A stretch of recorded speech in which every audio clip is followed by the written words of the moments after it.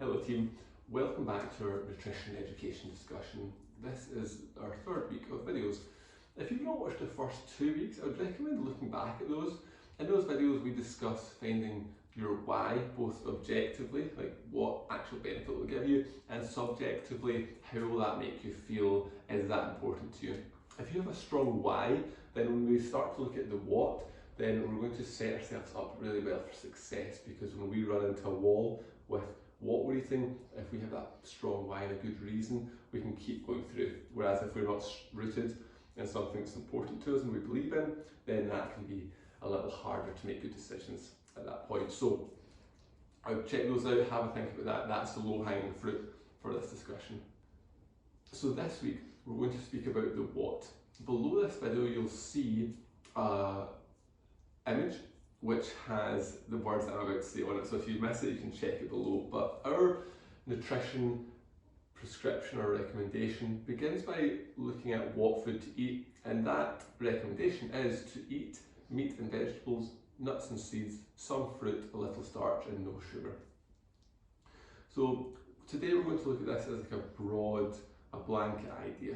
Okay, and what we're seeing when we look at that list of food is it's a list of real food. There's nothing going to be altered in there. If you think about meat and vegetables, nuts, seeds, some fruit, little starch, no sugar, we're talking about meat like a steak, not like a jerky that's been changed by humans. When we talk about vegetables, we're going to be thinking about steamed broccoli, maybe. That's a bit boring, but you get the idea. It's just water and broccoli and not anything else that's been added to that. Nuts and seeds, we're thinking about literally eating nuts and seeds, not nuts or seeds, oils or butters. Then when we move on to fruit, you can imagine how that would be maybe an orange and not orange juice. And then little starch is things like potatoes, and again we're thinking boiled potato, baked potato, not chips. And then no sugar. When we say no sugar, there's naturally occurring sugars in things like fruit. If we were to look at nuts, there are some naturally occurring sugars in there, but when we talk about sugar, what we're talking about is sugars that have been added by man. So if you were to look at the back of a bag of nuts, it's just nuts, it'll say on it, nuts, 50% cashews, 50% Brazils, for instance. Whereas if you were to look at the back of nut butter, it'll probably say something like nuts, and then it'll have oil and salt and more often than not sugar, and there's lots of things in there. So when we're looking at what you're wanting to eat, we're wanting to pick things that are one ingredient. And then by picking those things, we're going to get the best mixture of macronutrients, so like protein, fat and carbohydrate, but also things like vitamins and minerals.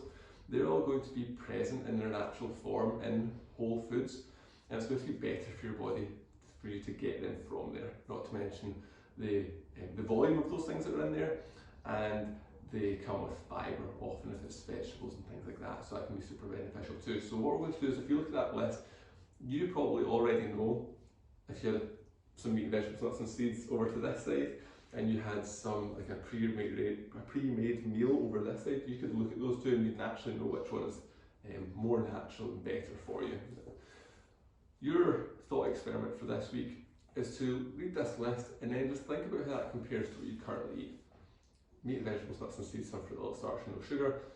When you eat day to day, what do you have for breakfast, what do you have for lunch, what do you have for dinner, what sort of snacks do you have in between, and how much of your food intake looks like that. That's the whole challenge for this week. So it's just a little bit of awareness of, if this is ideal, and we might never get to 100% ideal, that's totally fine and normal.